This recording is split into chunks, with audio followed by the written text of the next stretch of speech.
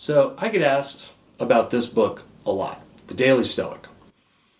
People ask me how I'm so resilient, why I stand tall when others flinch and cower, and what makes me a natural leader. And I just smile and shrug.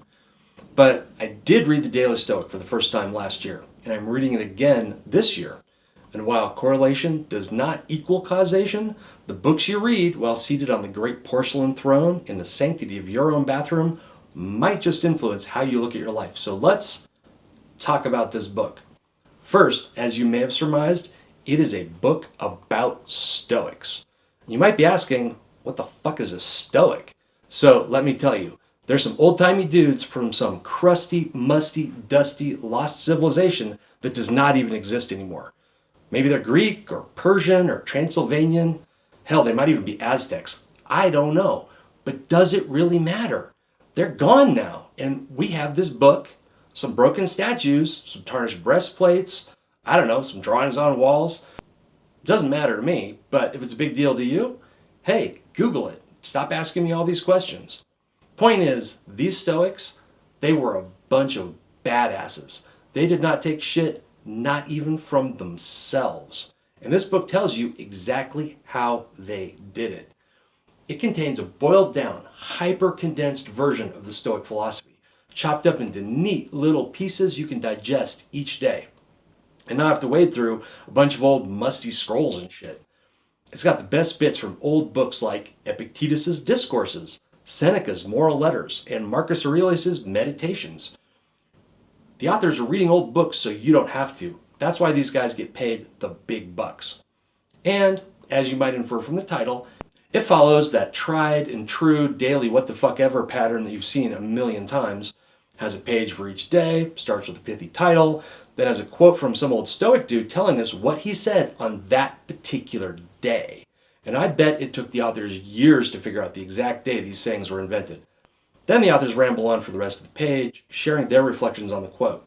Now, some of these are pretty good, some not so much, because the authors, they can be a bit rambly, and it's not always clear if they even read the quote at the top of the page. Like, sometimes they're way off track. But we're not here to see what a bunch of lame-ass white dudes living off their New York Times bestseller money have to say. No, we're here for the Stoics and the badass shit they had to say. So I usually skip the commentary, to be honest. And what kind of shit did they say, you might ask? Well, let's give some examples. On August 5th, some dude named Seneca decided that silence is strength. So he said, "Silence is a lesson learned from the many sufferings of life." I don't know why he talks like that. He's Aztec, who knows. That's from Seneca, the Estes, 309. I guess that's a page number. Another example. On November 12th, Marcus Aurelius said, "Fuck you, Seneca. The real deal is the strong accept responsibility." Only he said it like this: "If we judge as good and evil only the things in the power of our own choice, then there is no room left for blaming the gods or being hostile to others." Marcus Aurelius, Meditations 6.41. Again, I don't know what that reference means. You guys can look it up on the internet. The main thing I got from this book is that it's kind of cool to be tough and that you shouldn't complain about things just because they're hard, like your mom does.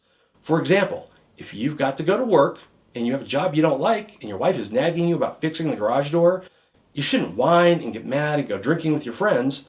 No, that's not what a Stoic would do. Instead, you should be like, "Yeah, man, I gotta go to work," and that's it. You shouldn't complain about it or tell people your wife is a total bitch, even if she is. Instead, you should suck it up, Buttercup. That's what the Stoics would do. In fact, that's a better title for this book, The Daily Guide to Sucking It Up, Buttercup. Now that would be catchy. And the big takeaways from this book are, go to work, do your job, give 110% because that's what Marcus Aurelius would have done. And he was a wealthy aristocrat who lived on vast estates, had slaves do all the real work, and eventually became the emperor of the Roman Empire, which makes him a very relatable, everyday kind of guy who you really should listen to. And there's a ton more good advice in this book, real gems from a bunch of tough old dudes. Truly a great book, except for two problems. The girlies out there probably noticed this is a book by dudes for dudes. Sorry, I know some badass women, way tougher than I'll ever be, but apparently they forgot to get quotes from old-timey tough girls. Can't tell you why, so blame it on the patriarchy. I think Marcus Aurelius had something to do with that. And the other problem with this book, and this is something I don't like about this whole format, it's just like all these other lame daily books. They tell you what you're supposed to read on each day. There's a big old date right at the top, and you're not allowed to read that page any other day. Like, what the fuck? It makes this book really hard to read. If you have an extra hour and you want to read about the Stoics, tough shit, you only get to read one page. You're really busy, your life's weighing you down, and you don't get that precious little reading break in the bathroom one day, tough shit, you have to wait an entire year before you can go back and read that page. This is totally lame.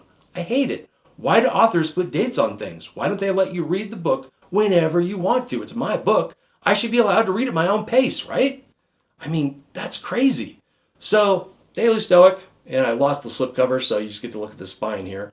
But the Daily Stoic, definitely worth the read. I mean, you're only allowed one page a day, but damn, that is a good page most days.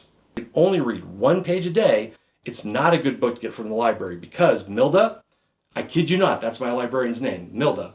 Milda says I'm not allowed to keep a book for a whole year. I'm like, what? So you have no choice but to buy this one. Maybe buy two and give one to your slacker friend. You know, the one who complains about every little thing? Because that guy could use some stoicism in his life. Trust me, he might actually read it, and buying this book is way cheaper than buying a new friend.